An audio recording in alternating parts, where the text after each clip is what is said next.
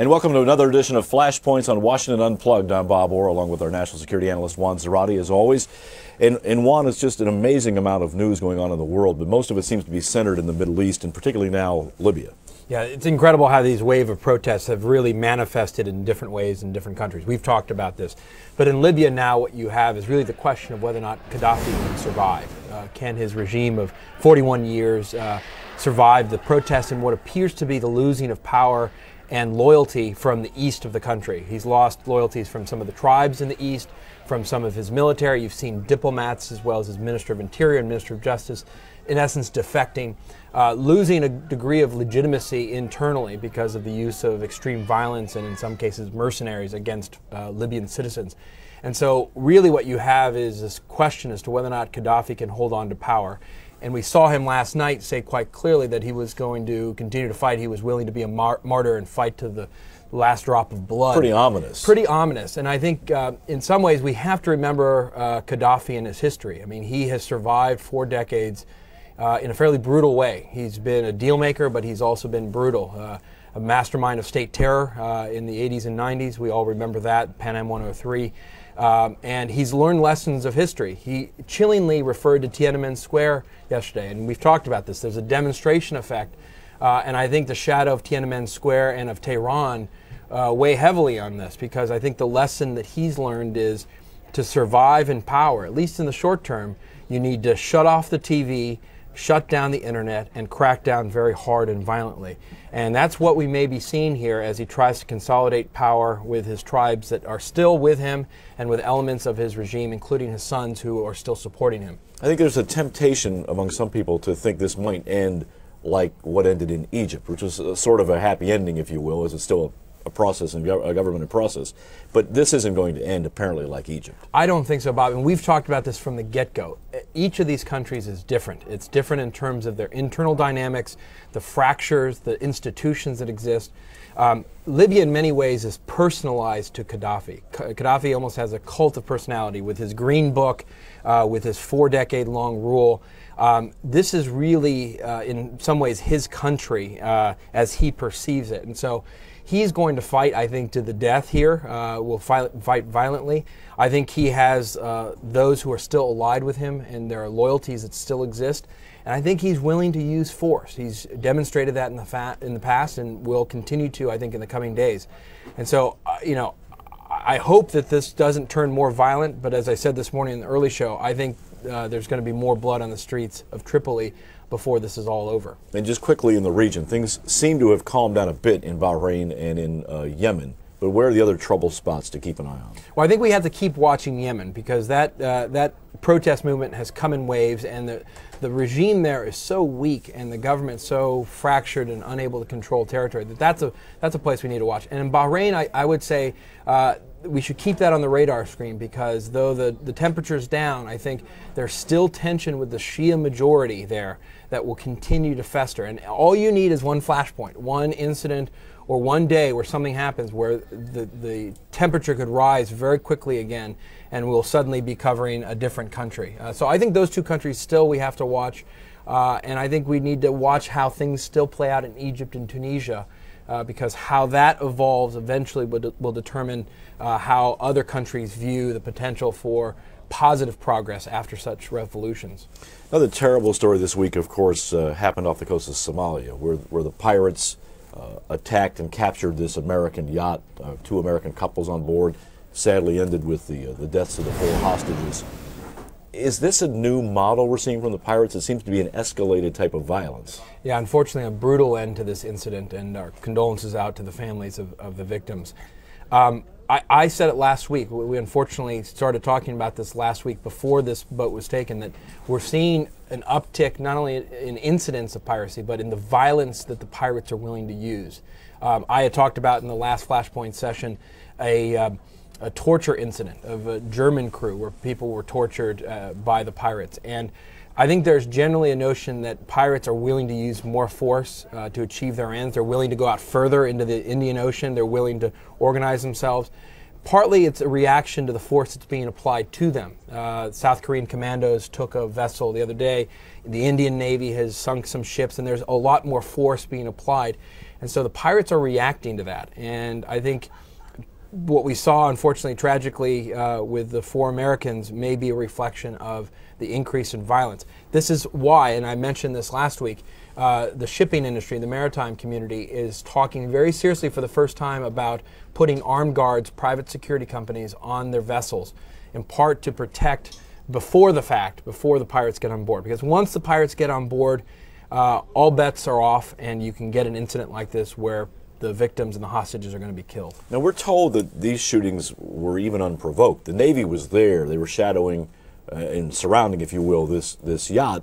FBI negotiators were talking to the pirates, and then suddenly this all broke down, and there was an RPG fired and then some gunshots. This seems to be a level of instability that we haven't seen before. That's right, and you have to remember, these aren't necessarily cohesive groups. There's about 70 of these pirate gangs that exist on land. They have competing interests. They're often run by different investors or different elements of this pirate culture in Somalia.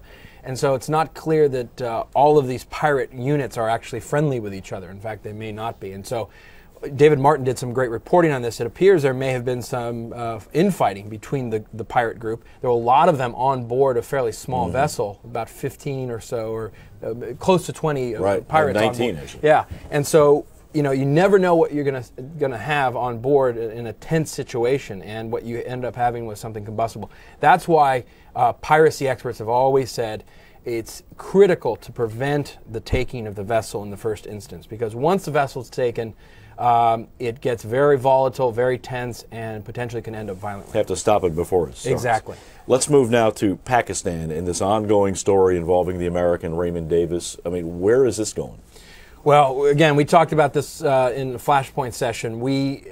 This is incredibly tense now with the revelation that Raymond Davis was actually part of a CIA surveillance team based in Lahore, a team based on news reports that was doing surveillance in the urban areas, looking at Pakistani militant groups like Lashkar-e-Taiba. I just wrote a piece in the Washington Post about the danger from a group like Lashkar-e-Taiba in attacking India, for example. And so this revelation suggests that Raymond Davis was part of an intelligence team, which raises all sorts of questions and now new complications. Questions about what he was doing and also who was tracking him. Who did he actually kill in this incident?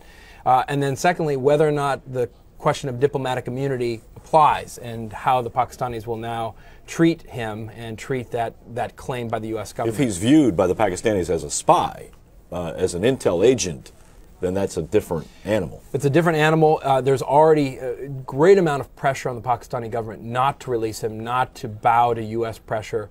This is seen as an incident, even putting aside the CIA revelation, an incident of American hubris and overreach, cowboy culture going wild in Pakistan. And so the Pakistani government was already having trouble with this case. This makes it worse. In addition, and we talked about this could be a flashpoint in the relationship. You're now seeing this impacting overarching diplomatic relations between the U.S. and Pakistan. Secretary Clinton just canceled the important trilateral meeting between the U.S., Afghanistan, and Pakistan, which was supposed to be held today and tomorrow. And that has now been canceled as a result of this incident. So I see this serving as a festering wound in the relationship between the U.S. and Pakistan for quite some time. And until it's resolved, things are going to get worse. And it's hard to see really what kind of leverage the U.S. has to bring a resolution to this. I mean, we can say we want this guy back, but what can we do to make that happen? There's not much. I mean, there's questions as to whether or not you can apply certain pressure, hold back aid. We talked about this offline the other day, whether or not you offer a deal. For example, there's a Pakistani woman accused of killing an American serviceman named Afia Siddiqui, who has ties with Al-Qaeda. We say she's a terrorist. We say she's a terrorist. The Pakistanis say she's been an aggrieved Pakistani citizen illegitimately in our custody. We've actually seen some calls for there to be a trade or a swap. I don't think the administration would go that far, but they may start thinking creatively about how to resolve this before it gets worse. And when we look at a flashpoint list, it's odd to see Switzerland on a flashpoint list. What's that about? Well, again, we're trying to end on a happy, good note here. Switzerland's done some good things in the wake of these protests and the toppling of the Mubarak and the Ben Ali regimes in North Africa. What they've done is they've frozen the assets of these leaders, or at least some elements of their regime and their cronies. Switzerland has been burned in the past for being a repository, a safe haven for kleptocrats' funds, for high-level corruption. And they've over the years tried to deal with this. In the case of Sani Abacha in Nigeria, in the case of Saddam Hussein, which I know well. I led the effort to find Saddam Hussein's assets.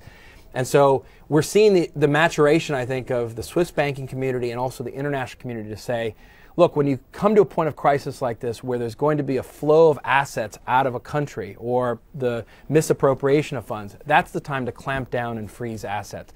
And you've seen that with the Swiss. They've done it with Ben Ali from Tunisia. They're doing it with the Mubarak regime per the request of the Egyptian government. They did it with Gbagbo from Ivory Coast. Now there's questions about whether or not to do it with Gaddafi and his assets. And at the end of the day, I think this is an important moment because it signals that the international community is now not only mature with these issues, but is starting to think about the use of freezing assets and of anti-corruption as an international tool for leverage and to pressure these regimes. The trick is, can you do it before the point of crisis as opposed to after? And I think that's the next level of maturation. But that's a very interesting story to watch, and you see it more and more in the discussion about how to influence the environment, questions of whether or not you should be freezing assets and how to do it. It's all about Switzerland being a good international partner here. That's exactly right, and wanting to save its reputation. It doesn't want to lose its reputation as a banking center, and to do that, they want to be responsible, and they're leading the way here. All right, interesting as always. Juan Zarate, thanks again for joining us. Thank you, Bob. And that's Flashpoints. We'll see you again next time. Great.